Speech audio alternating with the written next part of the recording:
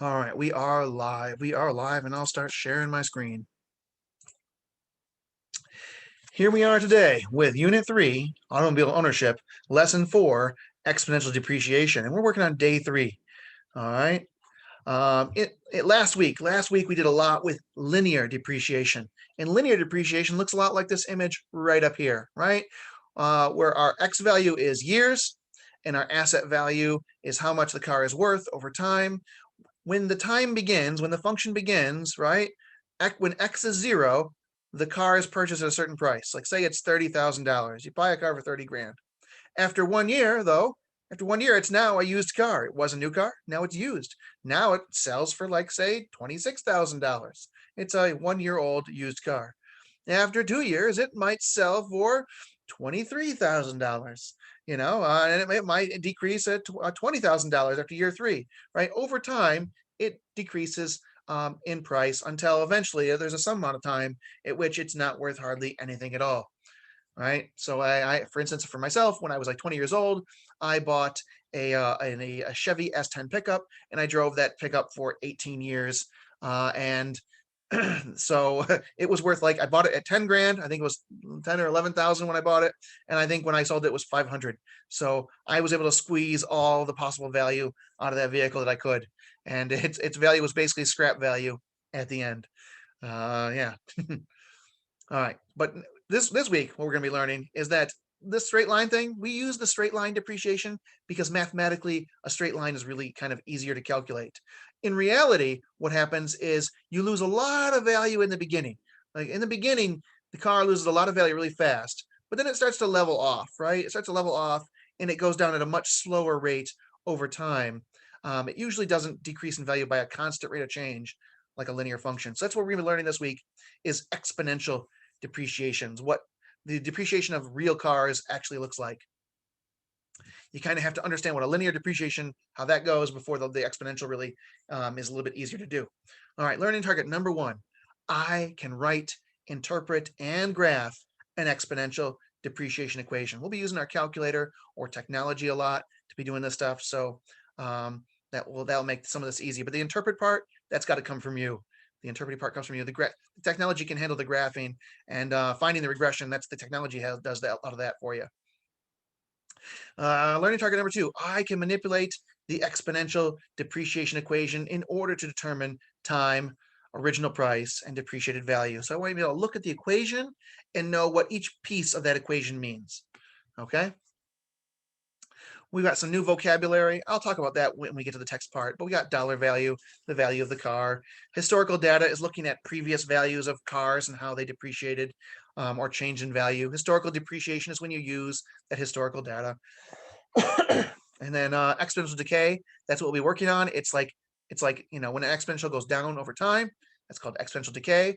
And when what goes down over time is money, then it's exponential depreciation, right? Depreciation means to lose money over time. Alrighty then. So when it says your name, you're going to want to put your name in there. I'm putting mine in here. And the next question, as you probably expected, is what are the learning targets? What you're going to want to do is go on over here and just select those learning targets. Give that a right click. Click on copy, and then you can go ahead and paste those in there. And now I have my evidence that you have looked at the learning targets at some point or another. Oop. Am I still sharing my screen? Okay, I think I am. Good. All right, fair enough. Okay. All right. The first question here is going to be a little test. It's a little test of what you remember from last week. So here's the situation. Enrique is a biologist who has been monitoring the population of a rare fish in Lake Placid. He has tracked the population for 5 years, and he came up with the following estimates. So in 2002, that's when he started recording the data. We'll call that year 0 when the function starts. He estimated there was 1,000 of these rare fish in Lake Placid. The next year he came and tried to did whatever sampling technique he was using to find out the data. In 2003, that's 1 year from when he started. He estimated there was 899 fish in Lake Placid. In 2004, he tested again. That's 2 years from when he started. He estimated there was 796 and so on. After 4 years since he started, there was 584 fish. What kind of function could best model this data? In order to figure that out, you're going to enter the data in your calculator or into the spreadsheet or into Desmos, and you're going to analyze the scatter plot. For the calculator, you're going to want to turn on stat plot and zoom stat. So let me just see if you remember how to do this.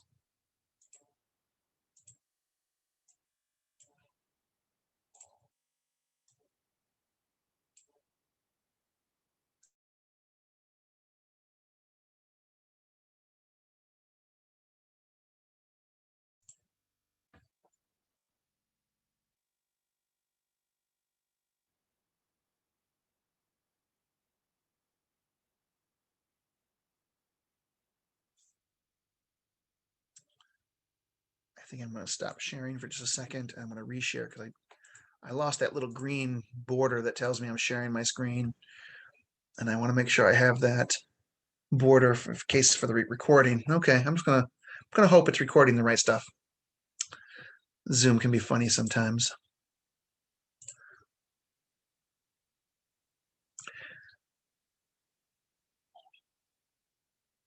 All right, I'm just kind of testing your knowledge here with how do you know which one of these functions to choose, right? How do you know? Well, hopefully you're like, well, I see that I have a data table. Great. Excellent, Keyshawn. All right, hopefully some of you said, I see a data table. That means I can enter this data into my data table. Let me see, do I have enough? I probably need to get rid of the data I already have here. Up, clear, enter, up, clear, enter. And now I enter the data into list 1 for my X values. It's much simpler if you don't use the years and use just 0, 1, 2, 3, 4. It will change slightly if you use the years. Basically, the starting point changes, the rate stays the same. So I'm just to remind you how I got into this. Let's see. I pressed the stat button, and then I pressed the enter button to get into the edit lists. And I started entering my data. So, right, I put in a number like 691. I press enter. 585. Press enter. This is how you do it. You can put the data in your calculator. Another option for those of you who don't have a calculator or don't want to do this, you can go to Desmos.com. Desmos.com, right? DESMOS. There's a graphing calculator here. The graphing calculator can do things like tables, right? You can press the plus button, go to a table, and you can start pressing your data in here. 2, 3, 4, and then if I go over here, up, and then I can do 1,000, and then 899, 796, and it will graph this stuff for me. I'll show it to you both ways. Okay, for now, the thing with Desmos is that I'll need to kind of adjust the window. To adjust the window to get a look at this, see it, I don't see any dots because I have 0, 1,000, right? My Y scale is 1,000 here. So I need to choose a scale that will work for my values. My X values start at 0 and they end at 4. So I press the little wrench here to change my scales. My Y values start at 1,000 and they end at 584. So I'm going to start it at 500 and I'm going to end it at 1,000. 1,000. And now you can see I have the values pretty nicely graphed in Desmos. On my calculator, let me go back to where I was. In your calculator, once you have the data in, maybe one rookie move would be just to go ahead and press graph. And darn it, you press graph and maybe nothing happens. So then you maybe you're like, oh no, I need to turn my stat plot on first. Hopefully you remember how to do that, right? Press the blue button and you see above the Y equals, it says stat plot there. Press blue and Y equals. I want to turn plot 1 on. So I press enter, enter, right? Once you have on selected, your stat plot is on. And then I press graph again and still nothing. Why not? It's because I did another rookie mistake, which is not going to zoom stat, right? Zoom, and then down here, zoom stat gives me that right there. And as Keyshawn said, darn it all, that looks pretty darn linear, right? Those dots line straight up in a straight line, which I could also see from Desmos as well. I can just kind of look at Desmos and see, yep, that looks pretty linear. Linear. What is the best equation? What is the equation that best models this data? What is the best equation to model this data? Let me give you just a second to kind of figure that out. Just trying to revive your thinking on this.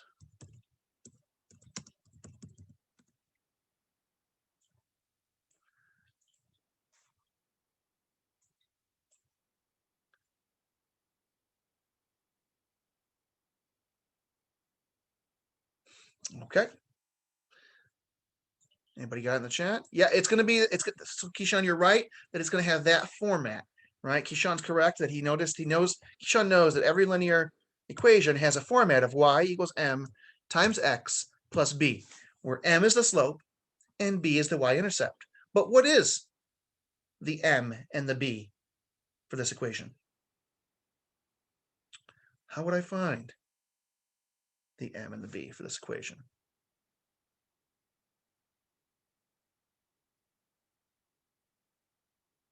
Do you remember how to do that?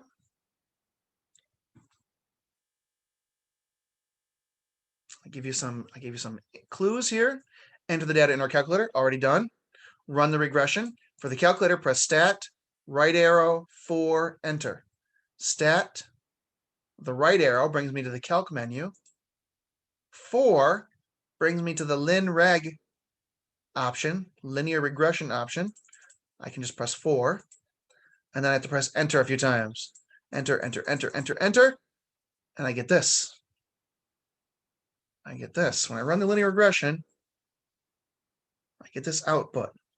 Now the calculator kind of wants to be funny. The calculator wants to be tricky, and it's replaced m with a, and I hate that.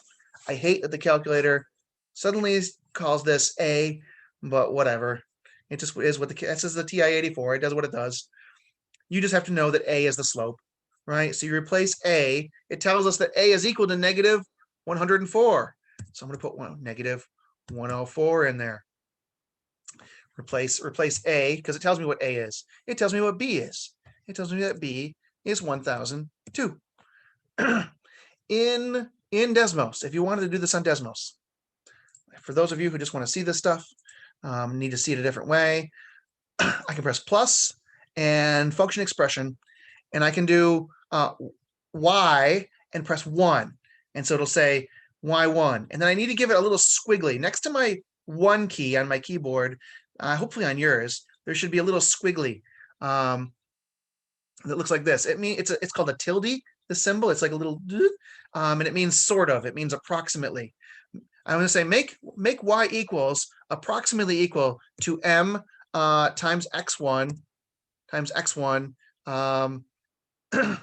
Let's see, plus b, and then there it goes. It graphed me an equation that looks approximately like this. And notice that, look at that, the m, I love that Desmos tells me what the m is, just calls it m and not a, is negative 104, and b is 102, right? Desmos and the calculator are telling me the same thing, right? Because that regression is that green line that goes through all those dots. All right, so there's our equation. Y equals negative 104 times x plus 102.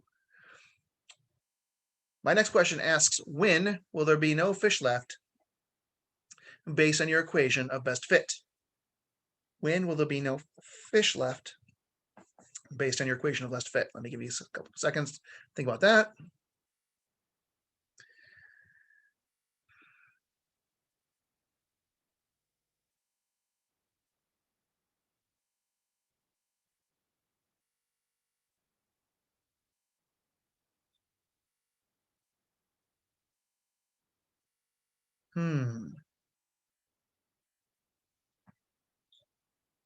Two ways to figure this one out. One way is to write down your equation. Y equals negative 104 times x, plus 1002. And let me think about what this is saying. It's saying negative 104 means every year for every x, subtract 104 fish. What that means is that every year there is approximately 104 fewer fish than there was the year before. Starting with 102 fish. That's what the B is. B is where the function starts. M is the slope. It's how the function is changing over time.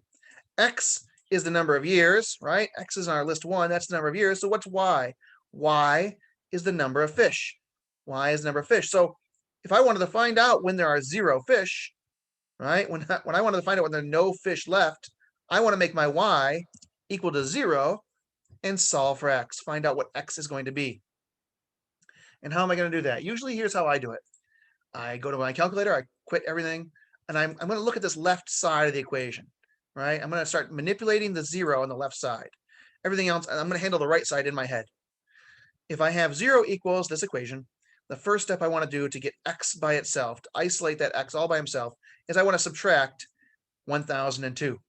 I want to subtract 1002 because that will get rid of it, the 1002 messing me up on the right side. But if I do it on the right side, I got to do it on the left side, and that's where I'm keeping track of that on my calculator. So I'm subtracting 1002 from the left side of my equation. Okay, that means I can get rid of the 1002 on the right side of my equation. And now I've got 104 being multiplied by X. 104 being multiplied by X. How do I undo multiplication?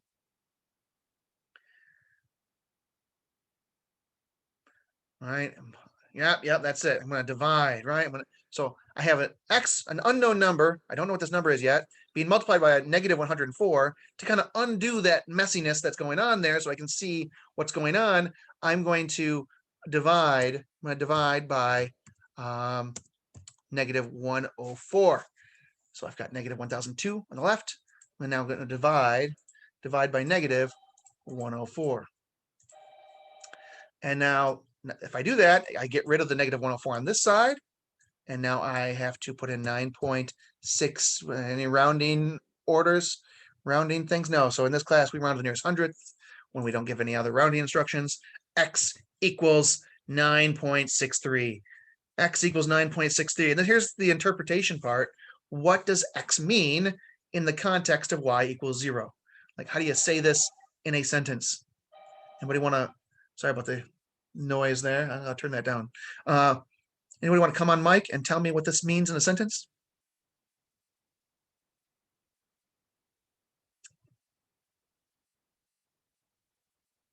No brave souls? All right. Well, in this case, what am I saying? I just answered the question. When, where, when? Actually, what? This isn't even very good English here. When, where there be no fish left? No. When will there be no fish left? I don't know why I put that in there. When will there be no fish left based on your equation of best fit? Well, that's the answer. The answer is 9.63 years.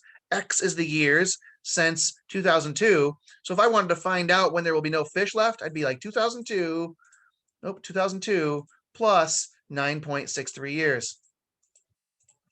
And then that would be 2011. Somewhere in the middle of 2011, I can expect there to be no fish left. Ooh, okay. All right. Yeah. After about 10 years, there'll be no fish. Keyshawn, excellent. Well done. Okay. How does your car lose value? A little text here. In the previous section, we examined the depreciation of cars where a car lost the same amount of dollar value each year. That's linear. However, cars don't exactly always lose their value in a linear function. You can often get a good idea of how a car loses its value by looking at prices from the past. This information is known as historical data. That was a vocab term. And the devaluation of a car when using this type of data is called historical depreciation. That was another vocab term. There are many websites that list the prices of used cars. One well-known site is the Kelley Blue Book. You'll get to use that in our project next week. Before the internet, the Kelley Blue Book was an actual printed book of historical car prices that could be used to determine the current value of a used car. But today, we go on the internet, and the website gives us the same information in a much easier to access format. So we're going to examine the data of used car prices for the Chevrolet Corvette two-door coupe in good condition. So this is the car value of a Chevrolet two-door coupe over time, right? When it's first purchased, it was worth $24,230. After 5 years, it's worth $16,000. After 10 years, it's worth $11,000. And here's the scatter plot. The table shows the age of the car in years and the value of the car at that time. The prices quoted are for cars with a similar usage for their age and offered for sale in the same geographic location. So this table here is kind of like a historical average, right? It's not a particular car over time. It's an average of various cars over time of the same make and model and condition and such. The scatter plot of the data is shown. Notice that when you take real data, it no longer forms a nice straight line, right? This scatter plot is not linear, but it rather appears to be curved. The car values seem to have a greater drop in the beginning of the car's lifetime and less as each year passes. Notice that the depreciation is not constant from year to year. If it was constant from year to year, it'd be linear. The scatter plot models an exponential decay function, and exponential decay is one of our vocab terms. All right, this curvy line here is an exponential decay function. Rather than the value decreasing by the same dollar amount each year, it decreases by the same percentage each year. So that's what's happening here. It's decreasing by a certain percentage each year. In the context of auto devaluation, such a model is known as exponential depreciation, another one of our vocab terms. So this model of exponential decay in terms of money is exponential depreciation. The general form of the exponential depreciation equation is y equals a times the expression 1 minus r times x, where a is the starting value. That's how much the car is in the beginning. R is the percentage of depreciation expressed as a decimal. So R here is going to be like, if it loses 10% per year, that R is going to be like 0.1, and then we're going to do 1 minus 0.1 to find out what this number here is, the B value. And then X is the number elapsed in years, and Y is the car value after X years. I think I need a tilde. I need a caret in there too. I need to fix that. Okay, to put all that in English, let's talk about example 1 and kind of show you how this works. Determine an exponential depreciation equation that models the data in the table from the previous page. So okay, so they gave us that Corvette, right? They went to stat, they pressed enter, and they started putting this data in their calculator.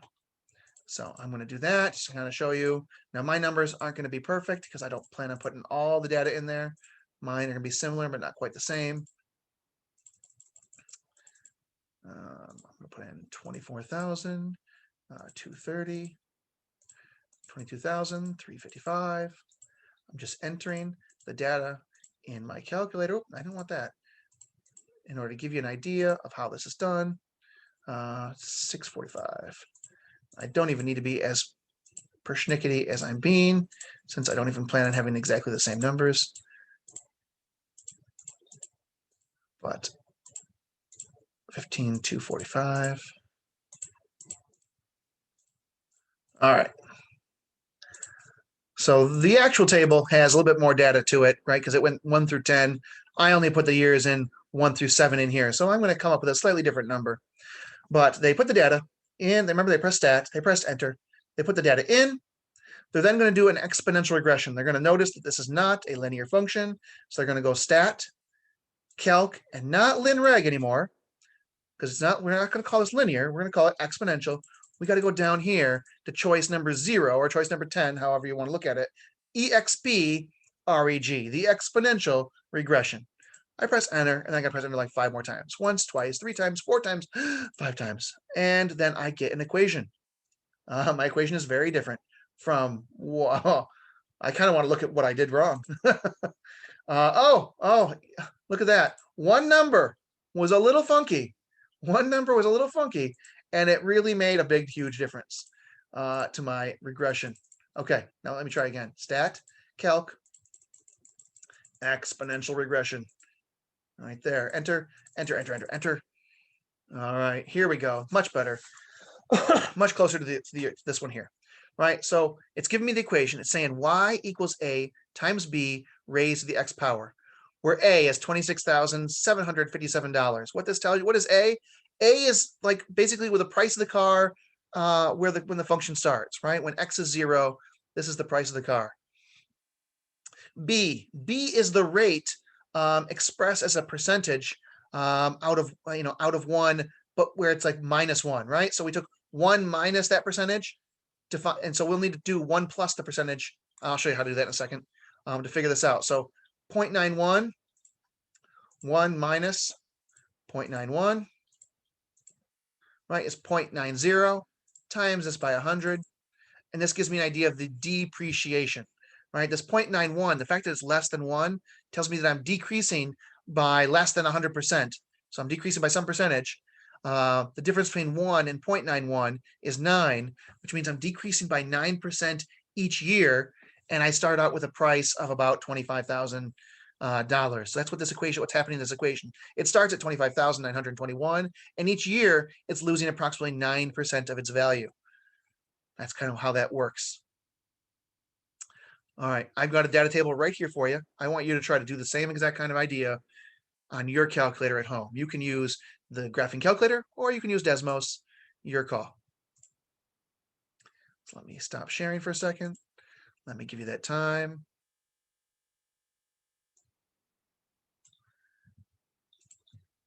This is the question. That's the question I want you to work on.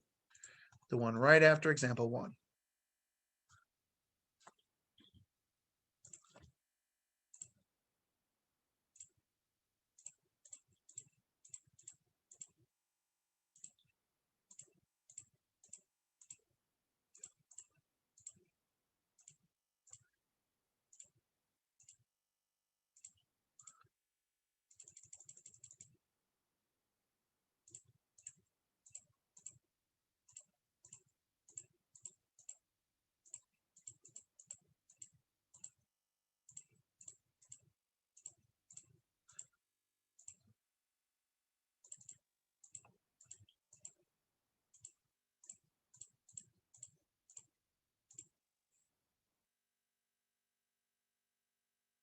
Raise your hand in participants once you've got an equation.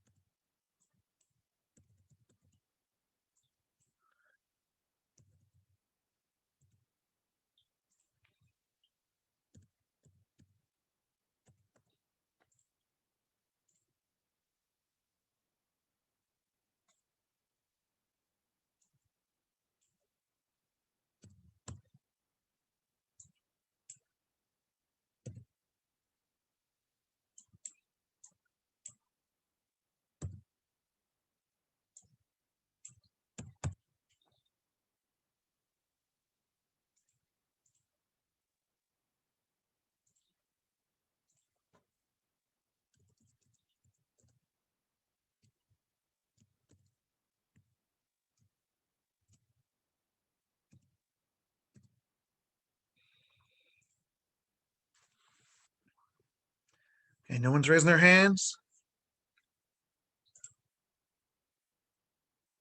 Well, I put it in once in Desmos, and I put it in once on my calculator. So at least, I guess, let me show it to you then. All right, hopefully I'm sharing on the right screen. All right, so here's the data table, right? I put 0 through 0, 2, 4, 6, 8, 10 in my list ones. I put 6.75 in my list 2, all the way down to 30.27. I've got it here in my calculator. I am going to run this regression. I'm going to press that. I'm going to go over to the calc menu. I want to press the right arrow key to go over the highlight the calc menu. And then choice number 0 or 10, however you want to look at it, is exponential regression. Exponential regression.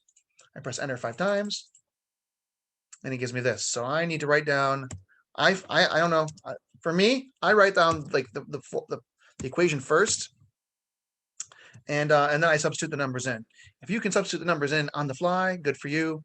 Yeah, either way. I see that A is equal to 6.75, rounded to the nearest hundredths. That makes me happy. That works. and b is 1.16, round to the nearest hundredths. All right, that is my equation.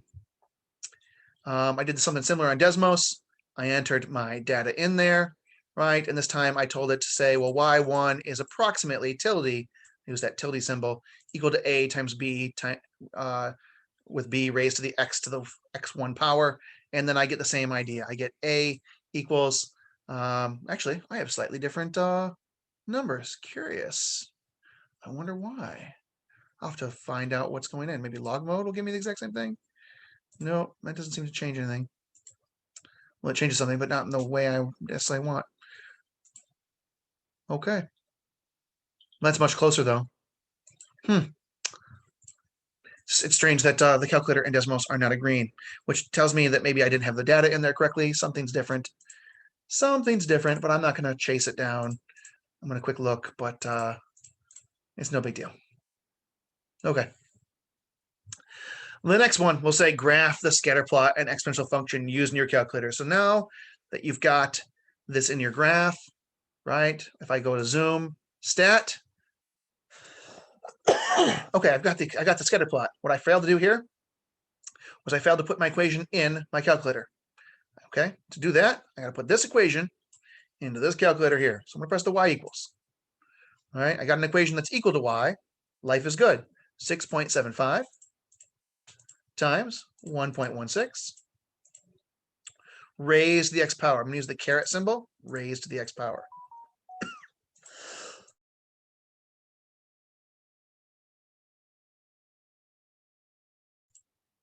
Oh, sorry about that. Ooh. All right, 6.75 times 1.16 raised to the x power. The 6.75 tells me that the function starts at 6.75, and indeed it does. When x is 0, the output is 6.75. The 1.16 tells me it's increasing by 16% each for every x. So for every x, it's increasing by 16, which means every 2 years, it's increasing by 0.32, right? So by 32 cents or whatever this is to the x power. All right, once you've got that, once you have it graphed like this, right? Look at that beautiful little exponential going through all of my dots on my scatter plot. I love that. I'm going to press File. I'm going to press Take Screenshot.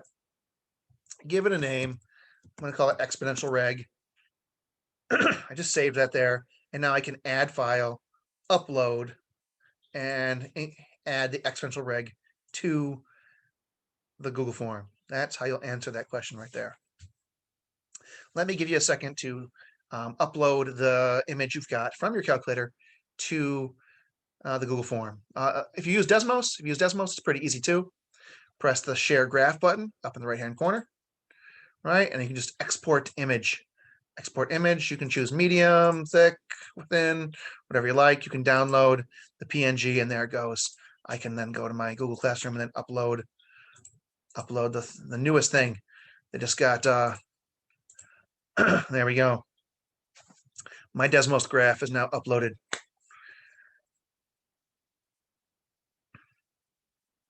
Y'all are quiet today.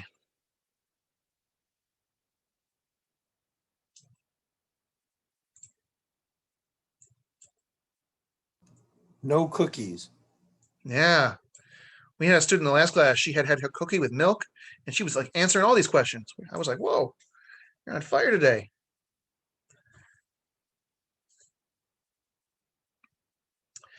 All right, gonna move on in a second.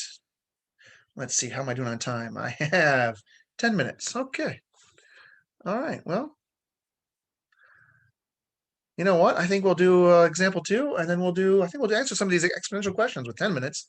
Geez. All right. What is the depreciation percentage for the 10 years of car prices as modeled in the previous example? All right. Well, here's how we're going to figure this out. Remember that the equation we're using here is that y equals a times b raised to the x power. Well, if b is the same thing as 1 minus x, right? If b is the same thing as 1 minus x, then we can kind of figure out what the rate is by just doing 1 minus b. So if I go to Stat, Calc, press the 0 button for exponential regression.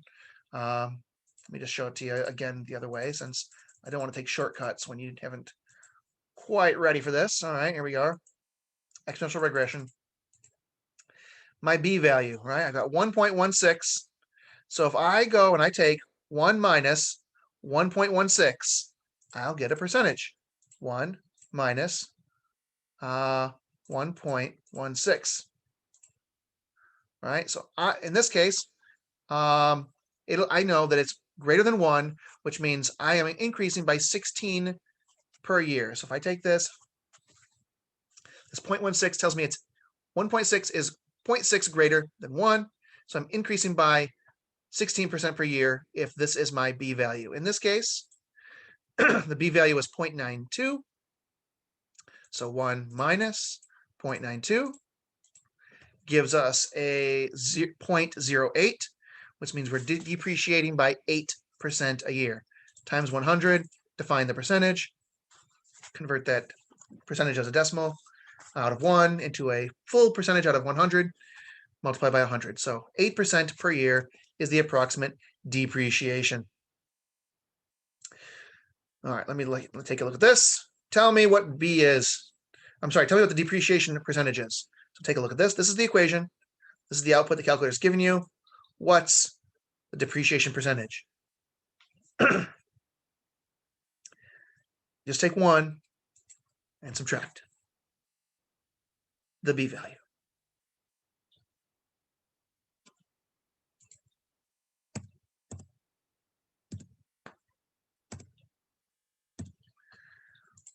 One minus B equals R, right? 1 minus B equals the rate.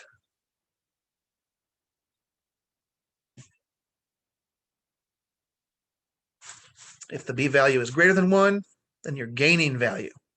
Then the function is increasing over time. If the B value is a number between 0 and 1, then you're decreasing over time. Very good. Absolutely, right? So to figure this out, we do 1 minus 0.87. Do I want to round it any further? No, I'll just keep it like that. Oh, actually, I might have to round that to an 8, right? Because there's a 5. So I'd say 12%, right? 12%, right? If it says percentage, I want to make sure I have a percentage sign. So I'm decreasing by 12% per year. If it just said find the percentage, I would put a negative out in front of it. That would indicate it's decreasing by 12% a year. If it already tells me it's a depreciation percentage, then I just put 12% because I know it's going, depreciation means it's going down. Go ahead and take a look at this one. B equals 0.68, right? Pretty simple. You take a look at that B value and you say, what's the difference between 1 and the B value? That'll give me an idea what the percentage is.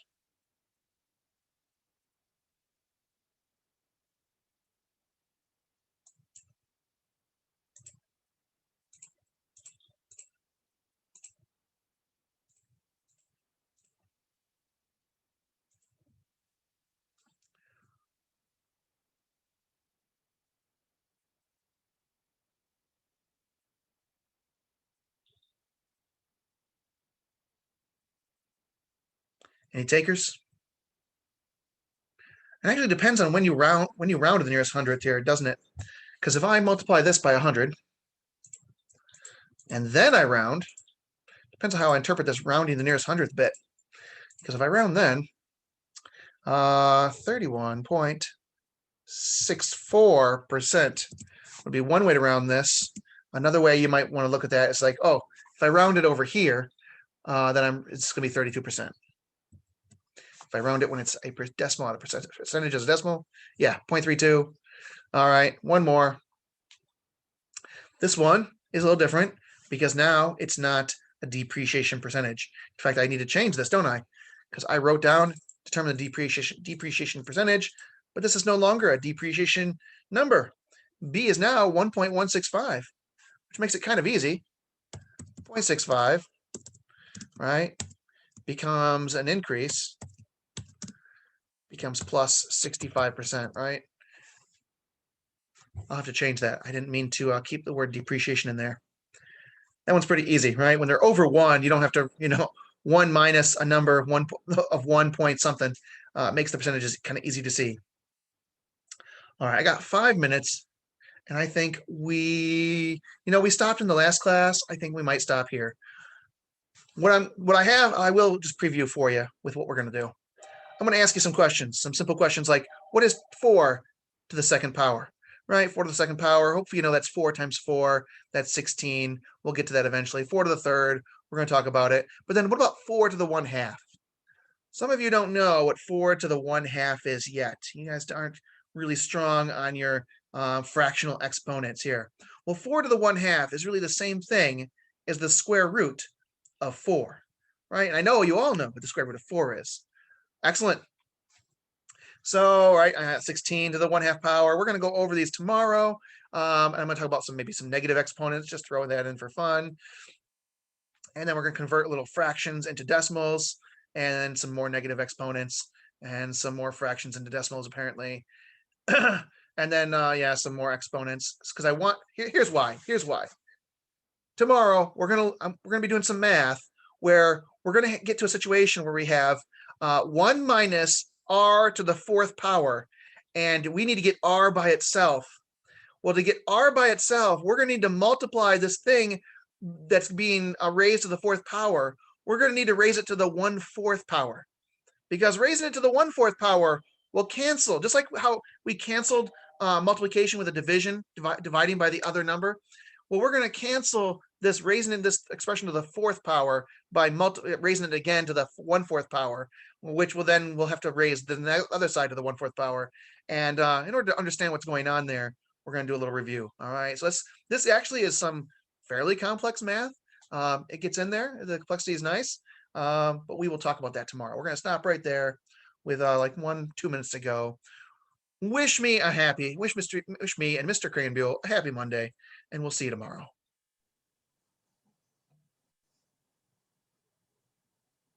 Happy Monday, Jara. Happy Monday, Isaiah. Happy Monday, Keyshawn. Happy Monday. Enjoy the weather out there. Get some sunshine. Yes.